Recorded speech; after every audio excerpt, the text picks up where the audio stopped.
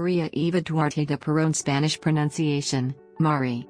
Eva Duarte de Peron née Maria Eva Duarte May 7, 1919 July 26, 1952, better known as just Eva Peron or by the nickname Evita Spanish, Ida, was an Argentine politician, activist, actress, and philanthropist who served as First Lady of Argentina from June 1946 until her death in July 1952, as the wife of Argentine President Juan Domingo Perón 1895-1974.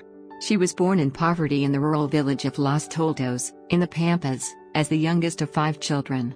In 1934, at the age of 15, she moved to the nation's capital of Buenos Aires to pursue a career as a stage, radio, and film actress.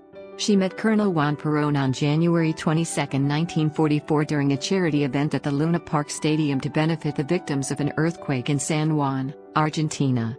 The two were married the following year. Juan Perón was elected president of Argentina in June 1946. During the next 6 years, Eva Perón became powerful within the pro-Peronist trade unions, primarily for speaking on behalf of labor rights. She also ran the Ministries of Labor and Health, founded and ran the charitable Eva Perón Foundation, championed women's suffrage in Argentina, and founded and ran the nation's first large-scale female political party, the Female Peronist Party. In 1951, Eva Perón announced her candidacy for the Peronist nomination for the office of Vice President of Argentina, receiving great support from the Peronist political base, low-income and working-class Argentines who were referred to as descamisados or shirtless ones. Opposition from the nation's military and bourgeoisie, coupled with her declining health, ultimately forced her to withdraw her candidacy. In 1952, shortly before her death from cancer at 33, Eva Perón was given the title of spiritual leader of the nation by the Argentine Congress.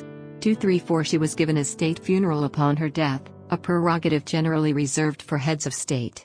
Eva Perón has become a part of international popular culture, most famously as the subject of the musical Evita 1976. 6 Cristina Alvarez Rodriguez claims that Evita has never left the collective consciousness of Argentines. 3 Cristina Fernández de Kirchner, the first woman elected president of Argentina, claims that women of her generation owe a debt to Eva for her example of passion and Eva's biography, La Razón de mi Vida, 8 contains no dates or references to childhood occurrences, and does not list the location of her birth or her name at birth. 9 According to Junín Civil Registry, a birth certificate shows that one Maria Eva Duarte was born on May 7, 1919. Her baptismal certificate lists the date of birth as May 7, 1919 under the name Eva Maria Ibarguren. 10-11 It is thought that in 1945 the adult Eva Perón created a forgery of her birth certificate for her marriage. 12 Page needed Eva Perón spent her childhood in Junín, Buenos Aires province. Her father, Juan Duarte 1872-1926, 13 was descended from French Basque immigrants. Her mother, Juana Ibarguren February 9, 1894 February 11, 1971, was descended from Spanish Basque immigrants. 14 Juan Duarte, a wealthy rancher from nearby Chivilcoy, already had a wife and family there. At that time in rural Argentina, it was not uncommon for a wealthy man to have multiple families. 15 When Eva was a year old, Duarte returned permanently to his legal family, leaving Juana Ibarguren and her children in abject poverty. Ibarguren and her children were forced to move to the poorest area of Junín. Los Toldos was a village in the dusty region of Las Pampas, with a reputation as a desolate place of poverty. To support herself and her children, Ibarguren sewed clothes for neighbors. The family was stigmatized by the abandonment of the father and by the illegitimate status of the children under Argentine law, and was consequently somewhat isolated.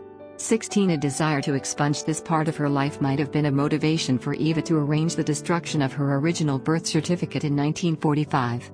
12 Page needed 17 When Duarte suddenly died and his mistress and their children sought to attend his funeral, there was an unpleasant scene at the church gates. Although Juana and the children were permitted to enter and pay their respects to Duarte, they were prompt Junín before abandoning Juana Ibarguren. Juan Duarte had been her sole means of support. Biographer John Barnes writes that, after this abandonment, all Duarte left to the family was a document declaring that the children were his, thus enabling them to use the Duarte surname. 19 Page needed soon after, Juana moved her children to a one-room apartment in Junín. To pay the rent on their single-roomed home, mother and daughters took up jobs as cooks in the houses of the local estancias. Eventually, owing to Eva's older brother's financial help, the family moved into a bigger house, which they later transformed into a boarding house. 12-page needed. During this time, young Eva often participated in school plays and concerts. One of her favorite pastimes was the cinema. Though Eva's mother had a few plans for Eva, wanting to marry her off to one of the local bachelors, Eva herself dreamed of becoming a famous actress. 19-page needed. Eva's love for acting was reinforced in October 1933, when she played a small role in a school play called Arriba Estudiantes, Students Arise, which Barnes describes as an emotional, patriotic, flag-waving melodrama. 19-page needed. After the play, Eva was determined to become an actress. 19-page needed. Moved to Buenos Aires. In her autobiography, she explained that all the people from her town who had been to the big cities described them as marvelous places, where nothing was given but wealth. In 1934, at the age of 15, Eva escaped her poverty-stricken village when she ran off with a young musician to the nation's capital of Buenos Aires. The young couple's relationship ended almost as quickly as it had begun, but Eva remained in Buenos Aires. She began to pursue jobs on the stage and the radio, and she eventually became a film actress. She bleached her naturally black hair to blonde, a look she maintained for the rest of her life. 9-page needed. It is often reported that Eva traveled to Buenos Aires by train with tango singer Agustin Magaldi. However, there is no record of the married Magaldi performing in Junín in 1934, and, even if he had done so, he usually traveled with his wife. 19-page needed. Eva's sisters maintain that Eva traveled to Buenos Aires with their mother. The sisters also claim that Doña Juana accompanied her daughter to an audition at a radio station and arranged for Eva to live with the Bustamante family, who were friends of the Duarte family. 21 While the method of Eva's escape from her bleak provincial surroundings is debated, she did begin a new life in Buenos Aires. Eva Duarte in 1944 at age 25, photographed by Anne-Marie Heinrich. Buenos Aires in the 1930s was known as the Paris of South America. The center of the city had many cafes, restaurants, theaters, movie houses, shops, and bustling crowds. In direct contrast, the 1930s were also years of great unemployment, poverty, and hunger in the capital, and many new arrivals from the interior were forced to live in tenements, boarding houses and in outlying shanties that became known as villas miserias. 21 Upon arrival in Buenos Aires, Eva Duarte was faced with the difficulties of surviving without formal education or connections. The city was especially overcrowded during this period because of the migrations caused by the Great Depression. On March 28, 1935, she made her professional debut in the play Mrs. Perez La Señora de Perez, at the Comedias Theater. In 1936, Eva toured nationally with a theater company, worked as a model, and was cast in a few B-grade movie melodramas.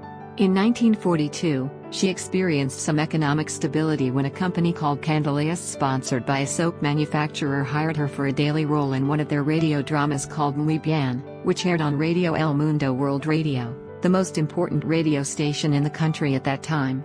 22 later that year, she signed a 5-year contract with Radio Belgrano, which assured her a role in a popular historical drama program called Great Women of History, in which she played Elizabeth I of England, Sarah Bernhardt, and Alexandra Fyodorovna, the last Tsarina of Russia.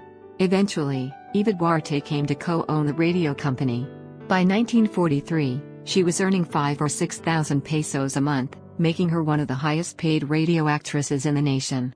Pablo Raciapi, who jointly ran Radio El Mundo with Eva Duarte, is said to have not liked her, but to have noted that she was thoroughly dependable. 23 Eva also had a short-lived film career, but none of the films in which she appeared were hugely successful. In one of her last films, La Cabalgata del Circo, The Circus Cavalcade, Eva played a young country girl who rivaled an older woman, the movie star, Libertad Lamarque. As a result of her success with radio dramas and the films, Eva achieved some financial stability. In 1942, she was able to move into an apartment in the exclusive neighborhood of Recoleta, on 1567 Calle Posadas. The next year, Eva began her career in politics, as one of the founders of the Argentine radio syndicate ARA. 12-page needed and